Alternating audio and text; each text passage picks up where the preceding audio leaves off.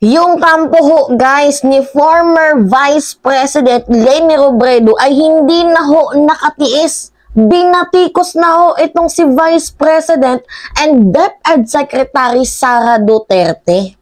Sino ba namang hindi magbabatikos? Yung mismong trabaho niya, hindi niya ginagampanan ng maayos. Tapos nangingialam sa ibang trabaho ng iba't ibang ahensya. Yung focus niya dito sa DepEd, nawala. Laki pa naman ng budget. Kaya yung mga estudyante patuloy na pabubo ng pabubo eh. Diba? So, hindi na ho nakatiis, guys. Itong kampo ni former Vice President Leni Robredo at talagang binatikos na ho itong si Vice President Sara Duterte.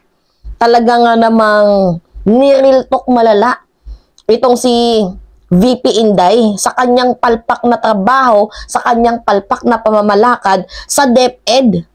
Imbis na mag-focus sa problemang kinakaharap ng DepEd, imbis na gawa ng solusyon yung mga problemang napapaloob sa DepEd, abay ibang trabaho ang inaatupag. ICC, Peace Talk, China Anniversary, kung ano-ano pa.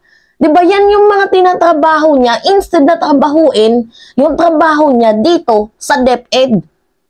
Sino ba namang matutuwa? Kay laki-laking pondo, magkano hiningi niya? 100 billion. Diba? Tapos ano yung naging resulta? Kulaylat pa din tayo sa PISA. Tapos hihingi siya ng dispensa. Ay, hindi tama yun. Hindi tama yun. Ano yun? Humingi ka lang ng budget tapos iniwan mo sa area ang DepEd. Dapat kasi guys, kapag DepEd secretary ka, dapat sana kinukuha teacher. Para naman na related sa DepEd at alam yung struggles ng mga teacher at alam yung pasikot-sikot. Diba? Kung ano yung dapat gawin. Kasi teacher sila eh. May alam sila, field nila yan. So bakit yung DepEd secretary natin hindi related sa DepEd? Ano yun? Tapos kung makahingi ng budget, ang laki. Ano yung sabi niya nung kagabi? Ay nung isang araw, sabi niya, last year pala, if you give me 100 billion, I will solve all the problem of basic education. Nagbigay na siya ng nagbigay na siya ng hint. Ibigyan niyo ako ng pondo, ganito kalaki. Lahat ng problema ng basic education, susolusyonan natin yan. Pero ano nangyari? Wala. Tapos sasabihin niya, I do not come from the education sector. I do not have an education background, so I cannot review what they are doing. Anak ng tokwa naman, oo, Ganyan lang kadali. Ganyan lang ka basta-basta magbitaw ng salita itong si VP Inday. After all the matters of budget. Tapos sasabihin niya na wag daw tayong mag-expect ng magandang scores sa 2022 PISA. Kaya nga guys, yung kampo ni former Vice President Leni Robredo, itong kanyang former spokesperson na si Barry Gutierrez, ay hindi na nakatiis guys. Ito yung sabi niya may DepEd Secretary tayong sumasawsaw sa lahat puwera sa edukasyon. Sa ICC, Peace Talk, ribbon cutting, bundok, China Anniversary. Totoo nga guys, lahat na lang ng issue sinasawsawan niya. Ang bilis ng response sa ICC pero tahimik sa West Philippine Sea. Lahat. Nangingialam siya kahit hindi niya naman field. Samantalang ito yung problema niya, yung malaking problema ng DepEd na may napakalaking pondo. Hindi ginagawa ang trabaho ng maayos. Kakalungkot naman tong na to. Kakalungkot ng Pilipinas, guys. Kaya wala tayong kaunlaran eh. Kasi napapaligiran tayo ng mga politician na basura. Kakalungkot lang isipin.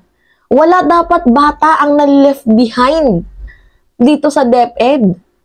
Kahit hindi deserve maipasa, pinapasa na lang eh. Hindi nakakabasa, umaabot ng high school, pinapasa na lang.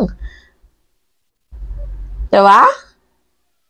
Tapos may mga teacher na imagine, yung field nila, Filipino, nilalagay sa math. O paano sila makakapagsimula magturo kung yung math, hindi nila napag-aralan yan, hindi nila kurso yan.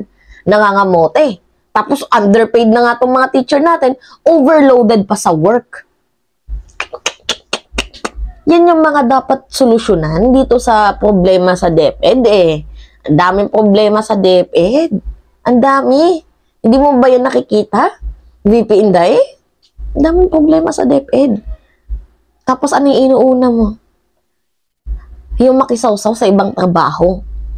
Talaga nga namang deserve mo ang bashing na nare-receive mo ngayon. Anyway, kung di niya type o kaya ang trabaho sa DepEd, baka dapat bitawan na niya. Baka naman may opening pa sa SMNI. Truth. If hindi mo naman kaya yung trabaho mo or nagagampanan mo yung trabaho mo dito sa Department of Education, ibigay mo na lang sa mas biyasa, ibigay mo na lang sa mas may alam. Para naman naaasikaso ng maayos itong DepEd. Ang daming problema ng Department of Education. And yet, hindi mo nakikita kasi inuuna mo ang hindi mo naman problema. Sinong matutuwa niyan? Ang dami ng estudyante ang nalileft behind, ang daming problema sa classroom, ang daming problema ng mga teacher, and yet bulag ka pa din? Pera-pera lang ba? Ha? Bulag pa din eh. Bulag.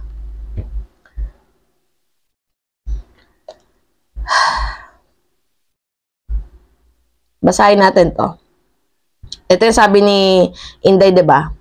Before. Balikan lang natin yan. Sabi niya, with no education background, Duterte admits relying on the DepEd expert for curriculum update. Yan ho yung nagiging, yan ha, ito yung resulta niyan. Tingnan nyo guys, ito yung resulta niyan. Yan ho yung pros and cons. Wala siyang kaalam-alam sa DepEd, hinawakan niya, ano yung resulta. Yan. Magpugay kayo mga DDMs. Magpugay kayo.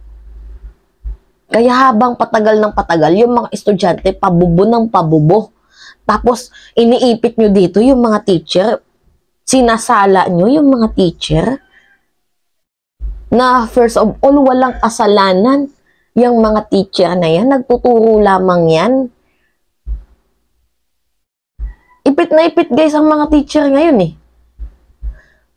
Tapos, dagdagan pa ng mga magulang na, bakit yung anak ko bagsak? Tapos, pag magsabi naman ng totoo si teacher, ang daming keme ng mga magulang na yan. Diba dapat sana tanungin nyo, bakit yung grade mo anak mababa? Diba dapat yung tanungin mo yung anak nyo? Bakit mababa yung grade nila? Kasi kulang libro. Diba? Ulang libro, share sila.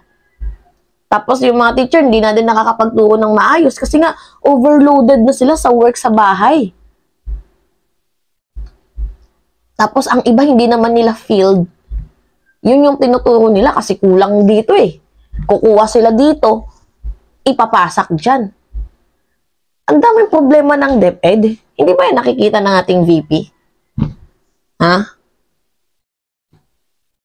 Hindi ba yan nakikita ng ating VP? Kaya hindi maiwasan na ang hirap ipagtanggol ni Vice President Sara Duterte. Ang hirap. O, dito, basahin natin. Ang hindi kasama sa trabaho ng DepEd Secretary ay makialam sa investigasyon ng International Criminal Court. Kumukontra sa desisyon ng pambansang pamahalaan pagdating sa peace talk sa